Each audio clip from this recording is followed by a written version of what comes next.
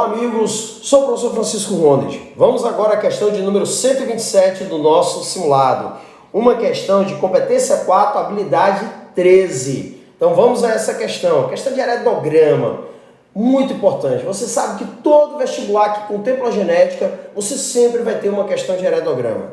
Então diz o seguinte, no aredograma, mesma coisa que árvore genealógica, mesma coisa que pedigree, os símbolos preenchidos representam pessoas portadoras de um tipo de doença genética. O padrão de herança, questão que lembra muito forte o Enem.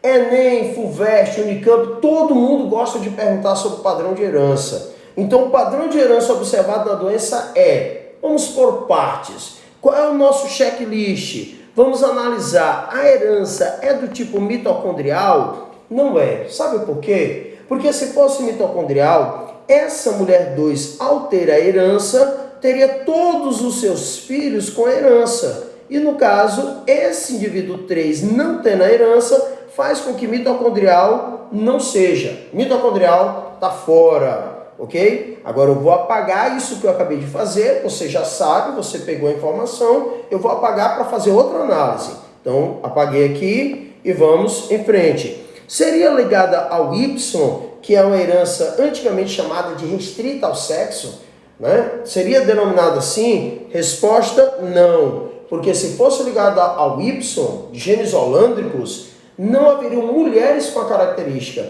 E essa mulher apresentar a característica já descarta essa possibilidade. Então, fora outras mulheres aqui também que apresentam característica. Ligada ao Y, não é, apaguei, você entendeu a análise, vamos seguir em frente. Seria uma herança ligada ao X, ligada ao sexo? Aí depende. Nós temos que analisar se ela é dominante ou se ela é recessiva, tá? Primeiro, quando a herança é dominante, as filhas puxam para o pai. Isso não é uma bisurada. Isso é uma informação que você encontra, por exemplo, nos livros de genética do ensino superior. Isso é o padrão ouro, que já foi utilizado na prova do Enem. Então, quando a herança é ligada ao sexo dominante, todas as filhas, se o pai tem a característica, todas as filhas têm que ter a característica, porque recebe o X dominante com o alelo dominante do pai.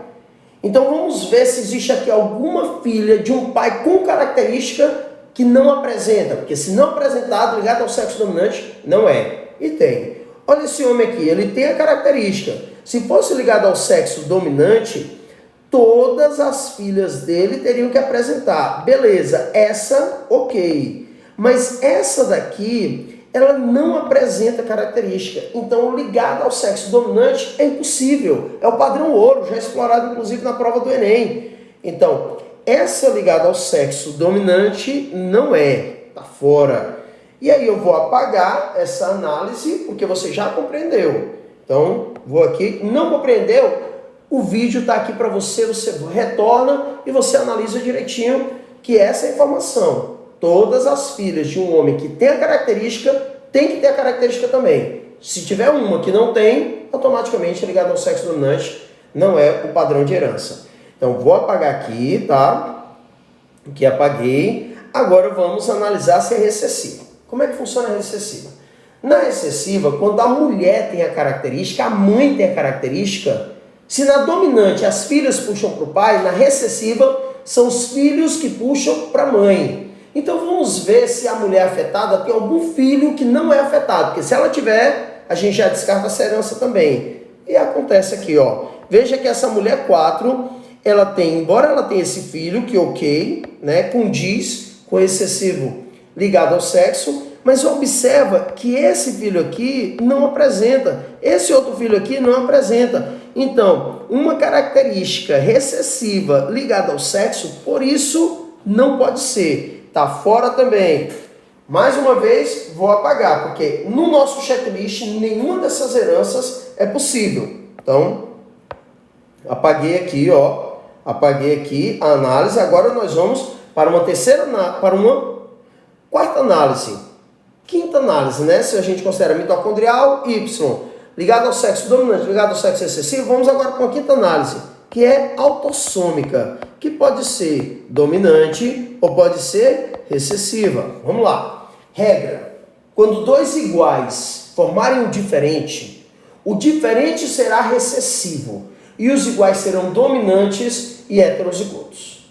Imagina, por exemplo, um homem de visão normal e uma mulher de visão normal tem um filho com miopia.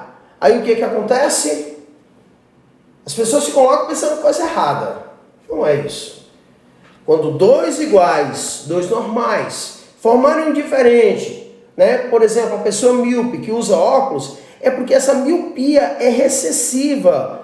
E os indivíduos iguais e normais são o quê? São dominantes, emisão, são normais, mas cada um deles tem um emizinho para doar para esse filho ter miopia.